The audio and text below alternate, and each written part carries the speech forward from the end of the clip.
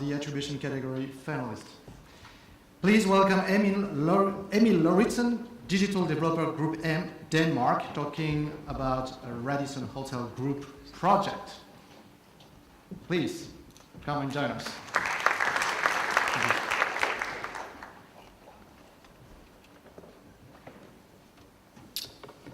All right. Hi, everybody. My name is Emil Lauritsen, and I work as a digital developer at GroupM Denmark. I'm here to present our algorithmic attribution case we did together with Radisson Hotel Group and MIT.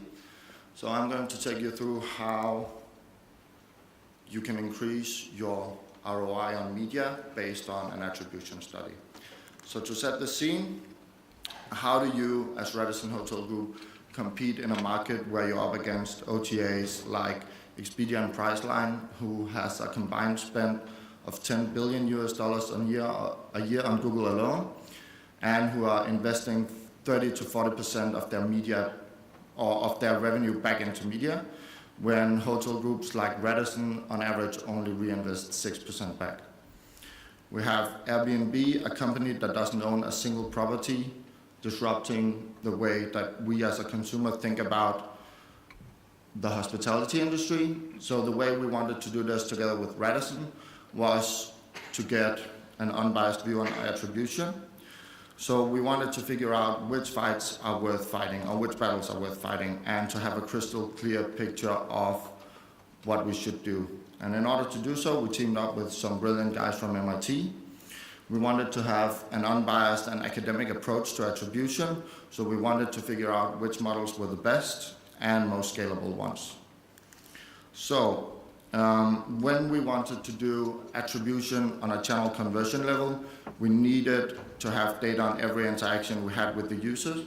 So the technology suite we used for this made this possible. So we used DoubleClick Campaign Manager as our ad server.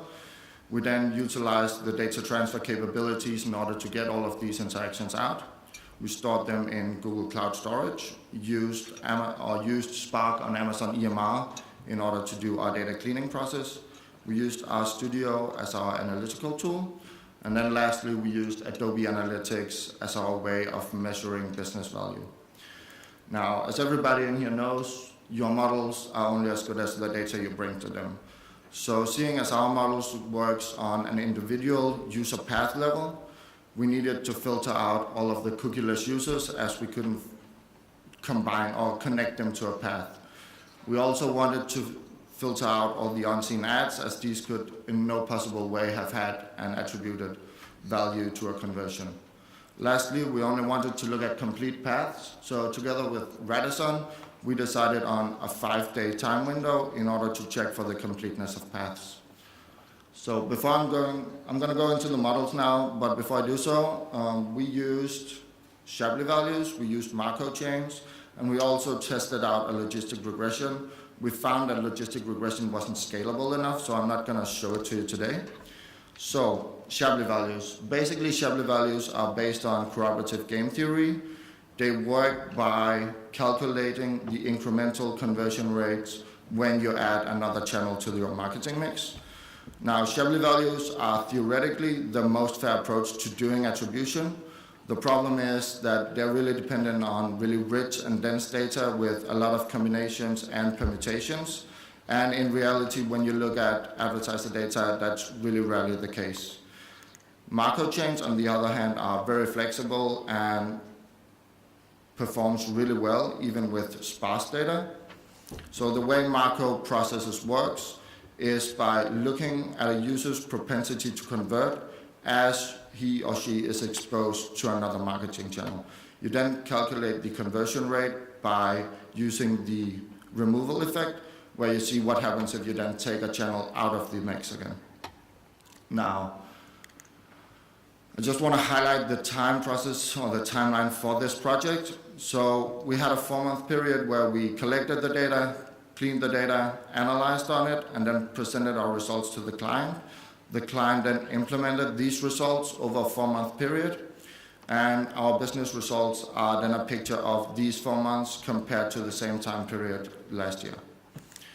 Now, looking into our models, seeing as this was in the intersection of academia and practice, we wanted to present Radisson with our approach, and we wanted to take them through some of the concerns we had about each model. So we had an informed discussion about the pros and cons of each model, and then showed them the results of both of them and have them make a decision on which models they believed in the most and which one they wanted to implement. So as we see on this model, we can see that retargeting, meta search display are being way undervalued in a traditional last touch attribution, whereas SEO and SEM, as you'll see in almost every algorithmic attribution case, are being overvalued in a last touch environment. Now, I think our results are really, really great. They're super stable. We've been testing it for 4 months. And what we see is that we've gained an overall ROI across all media activities by 30%. Affiliates bookings are up by 29%, even though affiliate had a cut in budget. We see meta search engines up. We see display and retargeting up a lot, up to 111%. And SEO and SEM, even though that they had a radical decline in budget, their booking revenue has not been affected by this. I also want to point out that today, the data science team in Radisson has implemented our attribution models, and as this year's value or KPI for the business, they want to make attribution more easily accessible for everybody in their business, and to do so, they've implemented the models we created for them. Thank you very much. Thank you very much. Thank you.